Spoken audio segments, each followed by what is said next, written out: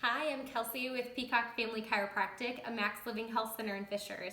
I'm going to show you today how to make a sweet treat for the summer without all the added sugar. Lemonades will have up to 6 tablespoons of sugar in one serving.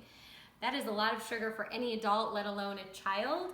And they also commonly have yellow number 5, which is linked to hyperactivity in children as well. So instead of your 6 tablespoons of sugar, I'm going to show you a sugar-free sweet alternative for your summer drink. You can choose limes or lemons, whatever is best for you. You're just going to cut those limes or lemons into halves and then simply juice them, okay? You can use a fancy juicer like this, or you can simply squeeze the juice into the jar.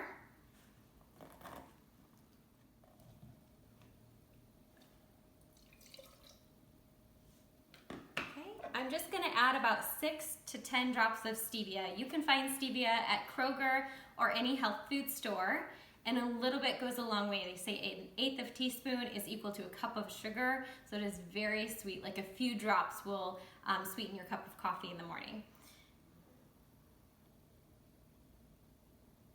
Okay, I can always add more based on your taste. And I'm simply going to add water. This is reverse osmosis water.